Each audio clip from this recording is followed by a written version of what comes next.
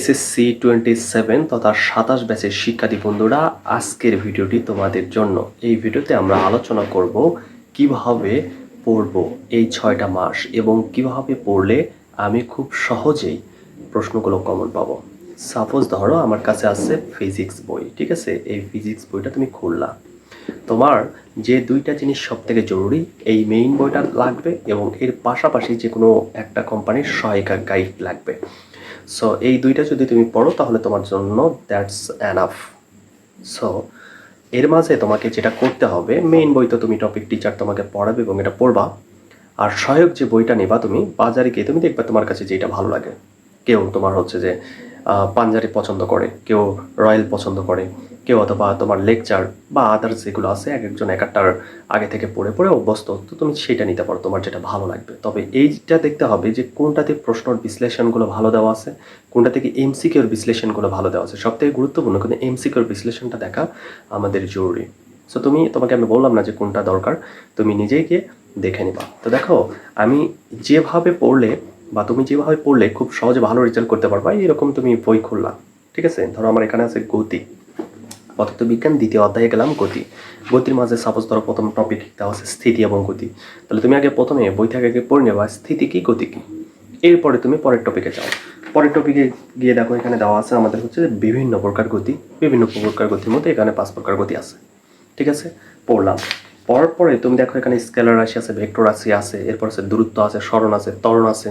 এরকম করে তুমি কয়েকটা পড়ার পরে তুমি পড়তে পড়তে একদম তুমি গতির সমীকরণ পর্যন্ত চলে গেলাম, ঠিক আছে? টপিকগুলো পড়া শেষ। এখন তুমি বের করবা কি, ওই সহায়িকা গাইডটা বের করবা। গাইড বের করে তুমি এমসিকিউ দেখবা। প্রথম আগে এমসিকিউ দেখলাম, এমসিকিউর ভেতরে গিয়ে দেখবা গাইডে ওরকম করে টপিক টপিক লেখা আছে। কী বললাম? স্থিতি গতি পড়লাম, সেটা দেওয়া আছে।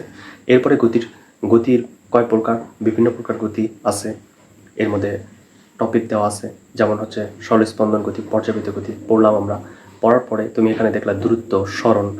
এভাবে পড়ার পরে তুমি ওই জায়গাতে দেখবা এমসিকিউ এ, ওখানে আমাদের এমসিকিউ দেওয়া থাকে এবং তার পাশে আমাদের বোর্ডের প্রশ্ন লেখা থাকে যে এত বোর্ডে যাচ্ছে। তো তুমি দেখলা যে সাপোজ দূরত্ব থেকে আমাদের প্রশ্নটা আসছে, এত বোর্ডে তুমি তো ওখানে লিখলা ওইটা একটু দূরত্ব, ওই টপিকটা তুমি একটু স্টার দিয়ে রাখলা, বা এখানে লিখলা যে এইটা এই বোর্ডে আসছে।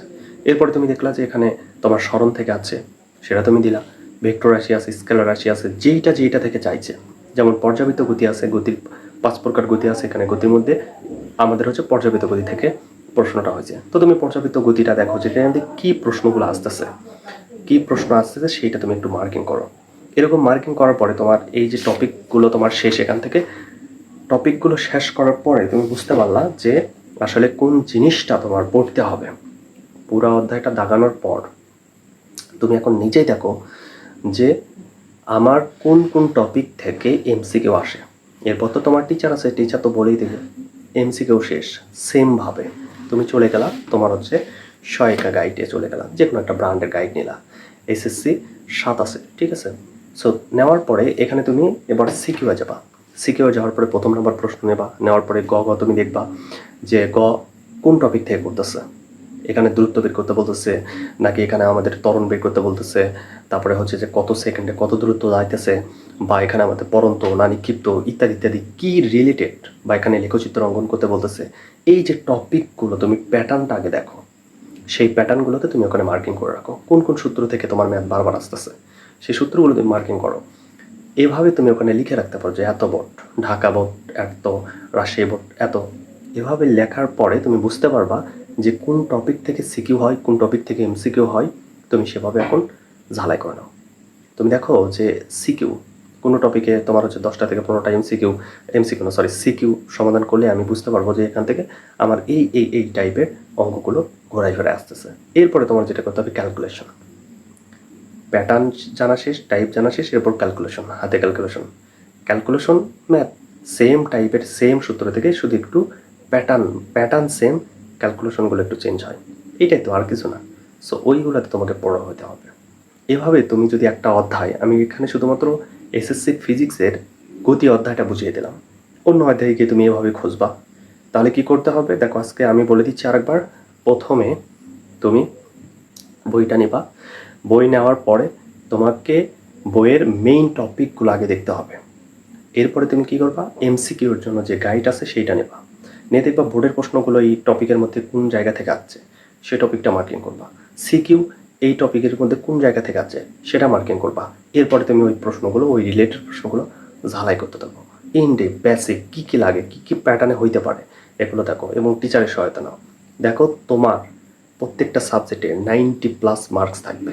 এটা শুধু ফিজিক্সে বললাম, তুমি যে আর্টসের সাবজেক্ট দেখো সেম প্যাটার্নে, তুমি এরপরে সায়েন্সের স্টুডেন্ট, তুমি বাংলা, আদার সাবজেক্ট এভাবে পড়লে তুমি খুব সহজে অল্প পড়েও ভালো রেজাল্ট করতে পারবা।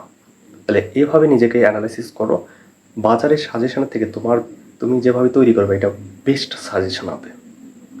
তাহলে এভাবে পড়ো, আরও এরকম আমাদের ভিডিওগুলো পাওয়ার জন্য আমাদের পেজটা ফলো করতে পারো এবং ইউটিউবে দেখতে পারো। আল্লাহ হাফেজ।